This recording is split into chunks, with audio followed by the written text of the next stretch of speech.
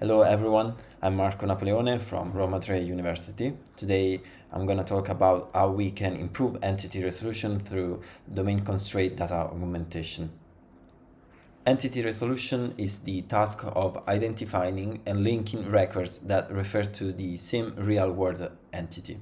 For instance, two rows from two different datasets may look different on the surface, but still describe the same product, author, or item. Modern systems usually rely on language model encoders that transform pairs of records into vector representation, and these vectors are then classified using a final fully connected layer. Before classification, the two records are often concatenated or merged through a simple serialization block. When working with textual attributes, one popular augmentation technique is embedding interpolation, sometimes known as mixup. The idea is to encode two records, interpolate their embeddings using a weight alpha, and then classify the resulting mixed vector. However, an important question arises. We may say, does creating more augmented data always lead to better performance? In many cases, adding synthetic pairs help only slightly, and in some scenarios it actually decreases the performance because the generated examples are not plausible or may violate basic domain constraints. So to address this limitation, we introduce a discriminator that evaluates the quality of each synthetic example. The goal is to ensure that only plausible synthetic samples are added to the training set. The pipeline works as follows.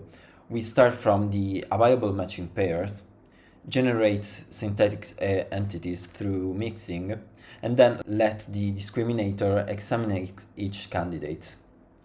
It checks for domain-specific constraints such as attribute length, repeated tokens, unusual n-grams distribution, and maybe finally also TF, IDF thresholds. Only the samples that satisfy these rules are then kept.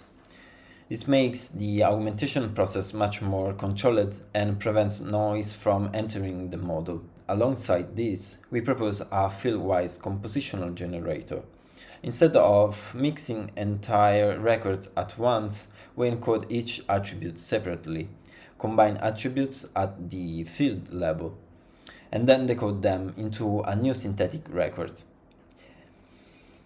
If the original pair was a match, the generated entity usually remains a plausible match as well. So we evaluate our method using standard benchmark datasets from various domains, including beers, scientific papers, music, and products. One key aspect of our setup is the labeling budget. In the real-world entity resolution tasks, positive examples are rare or expensive to obtain. So we simulate this by allowing the model to see only a limited percentage of the available matching pairs. Our baseline model is a strong encoder architecture adapted from the recent literature. The results clearly show the benefits of our approach. When we remove half of the positive pairs, the performance of the baseline drops significantly.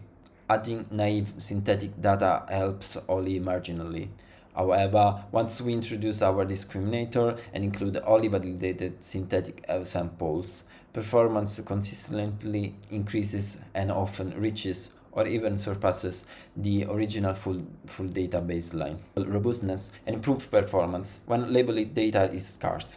In the future, we plan to explore more advanced rule discovery methods, investigate the semantic structure of the embedding space to generate richer entities, and maybe integrate this system into active learning workflows. Thank you very much for your attention.